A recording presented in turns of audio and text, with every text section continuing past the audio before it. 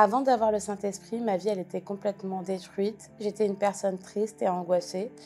J'ai perdu mon père à l'âge de 10 ans et ça a créé en moi, un grand vide, une tristesse et puis beaucoup de haine envers, ma mère aussi, parce qu'avant le décès de mon père, ils avaient beaucoup de disputes et c'est, les derniers, instants, les dernières images que j'avais gardées, de ma famille et donc du coup, j'ai grandi avec cette colère et cette haine à l'intérieur de moi. J'ai commencé à avoir des mauvaises fréquentations, à consommer, du cannabis et puis, j'ai aussi eu des problèmes de santé. Donc j'étais une personne qui était beaucoup hospitalisée. J'avais des problèmes, aussi bien physiques que psychologiques. Ma grand-mère, elle a invité ma mère au centre d'accueil et on a commencé, à venir à l'église, avec ma mère. J'ai commencé à me donner, à m'investir plus dans ma vie, spirituelle. Donc je venais de plus en plus aux réunions de l'église, les mercredis, les vendredis, les dimanches. Je m'investissais plus et puis quand, je me suis sentie bien à l'intérieur de moi, en paix, bah, j'ai commencé à arrêter de veiller. J'ai commencé à ne plus venir régulièrement. J'ai arrêté de méditer la parole de Dieu, j'ai arrêté de lire la Bible.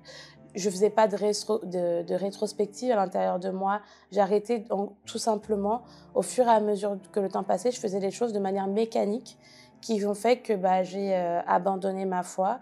J'étais plus, dans la présence de Dieu.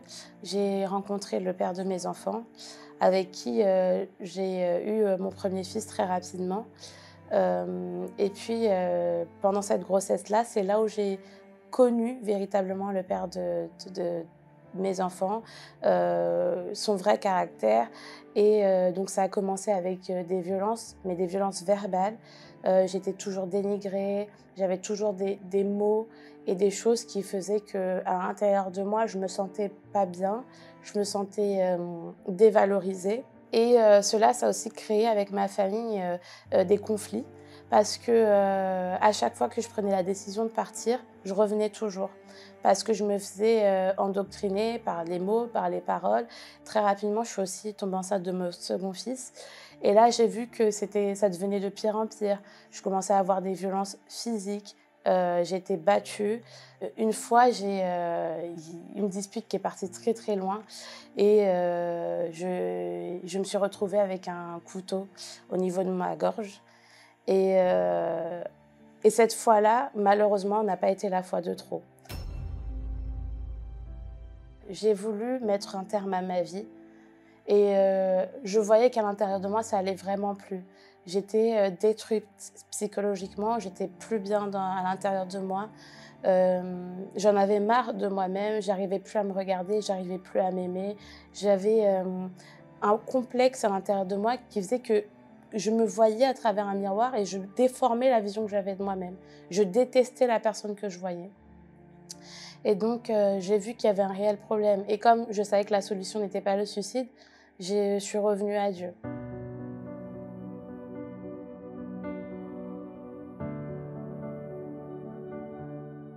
J'ai tenté de revenir, à Dieu. Mais c'était très difficile pour moi, j'étais accusée parce que, je connaissais la parole, je connaissais, ce que je devais mettre en pratique et je le faisais plus et à chaque fois que j'essayais, j'étais tout le temps accusée. Je me disais que, bah, je pourrais jamais revenir à Dieu, que Dieu ne pourrait jamais me pardonner tout ce que j'ai fait. Par la suite, j'ai pris, la réelle décision de quitter le père de mes enfants parce que, c'était trop. Je voyais mes enfants souffrir et c'est quelque chose que je pouvais plus, continuer.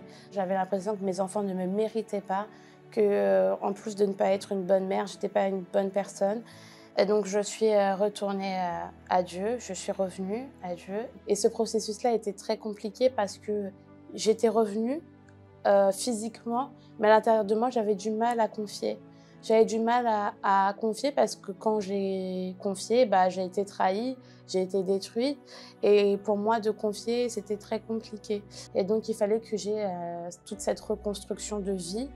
Donc il fallait que je retrouve un appartement avec mes enfants, il fallait que je trouve un travail. Toutes ces choses-là, je savais que j'en avais besoin, mais je savais aussi que c'était pas ça qui allait m'aider à l'intérieur de moi.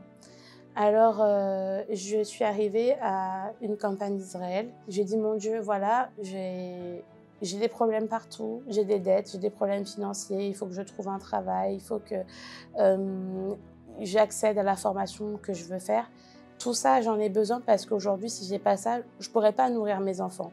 Mais avant tout ça, j'ai besoin de ta présence. Parce que j'ai été honnête, je lui ai dit que si j'avais pas sa présence, j'allais finir par mourir. J'ai commencé à jeûner, à prier plus. Je me levais dans la nuit pour prier. Je méditais plus dans la parole de Dieu, j'allais plus à l'église. Je m'investissais énormément parce que je savais que dans tous les cas, j'avais rien à perdre. Entre-temps, j'avais toujours ces accusations-là. J'avais toujours ces mauvaises pensées à l'intérieur de moi que je ne méritais pas, que Dieu ne répondrait pas parce que j'ai été sale, que j'ai abandonné Dieu auparavant, pourquoi il me répondrait. J'avais toujours ces choses-là qui m'accusaient tous les jours, 24 heures sur 24, 7 jours sur 7. J'avais tout le temps ces accusations-là, mais je continuais et je cherchais l'Esprit de Dieu. J'ai compris par la suite qu'il fallait que j'ai ce processus de pardon envers les personnes qui m'avaient fait du mal, mais aussi envers moi-même. Et c'était vraiment le plus difficile pour moi. Parce que je m'étais rendu compte qu'entre-temps, j'avais vraiment pardonné aux personnes qui m'avaient fait du mal, mais la personne à qui je devais le plus pardonner, qui était moi-même, je ne l'avais pas fait. J'ai commencé à demander justement à Dieu qui me donne cette force de me pardonner à moi-même, d'arrêter de m'en vouloir pour les choses que j'avais faites dans le passé. Par la suite, j'ai déposé mon sacrifice sur l'autel. Donc j'ai dû continuer à lutter, j'ai dû continuer à m'investir dans ma foi et ne pas abandonner. Et aussi et surtout ne pas laisser ces accusations-là me tourmenter. Et donc j'ai continué dans ce processus-là et j'ai vu qu'au fur et à mesure, ma vie elle a commencé à changer.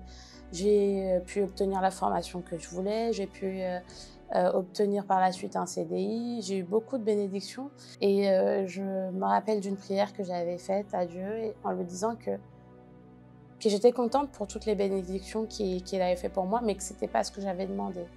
J'avais demandé à Dieu que tant que je n'ai pas son esprit, je ne voulais pas avoir autre chose.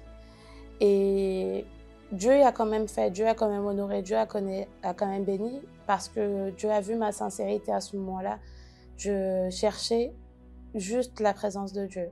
Et lors d'une veillée du groupe jeune, j'étais venue avec un objectif dans cette veillée, c'était de ne pas sortir de cet endroit tant que je n'avais pas la présence de Dieu. Et Dieu, il a honoré. Au même instant, j'ai senti vraiment à l'intérieur de moi une paix, j'avais une joie qui est inexplicable. J'avais vraiment cette paix intérieure que je n'avais pas ressentie depuis, je ne pourrais pas compter les années, mais j'ai ressenti à l'intérieur de moi une énorme transformation, un calme, un apaisement qui était vraiment extraordinaire. Et puis les jours qui ont suivi la veillée, j'ai vraiment vu la transformation que Dieu a fait à l'intérieur de moi. J'étais plus posée, j'étais plus tranquille, j'avais vraiment cette paix. J'avais toujours des tribulations autour de moi, toujours des problèmes, notamment liés avec le père de mes enfants. Mais j'avais cette paix à l'intérieur de moi. J'allais plus chercher le conflit, les disputes. J'étais tout le temps en paix. Et plus le temps passait, et plus j'ai vraiment vu la gloire de Dieu dans ma vie. Aujourd'hui, je suis une femme complètement transformée. Je suis remplie de la présence de Dieu. Je suis en paix, j'ai un travail, j'ai une maison, mes enfants sont en bonne santé. Moi qui pensais que Dieu ne pouvait pas me pardonner, Dieu il a fait beaucoup plus que j'avais imaginé dans ma vie. Je suis en paix, je ne me sens pas seule. Mes enfants ils grandissent dans la présence de Dieu. Ma famille elle est bénie. On est maintenant soudés et puis j'ai renoué avec la présence de Dieu.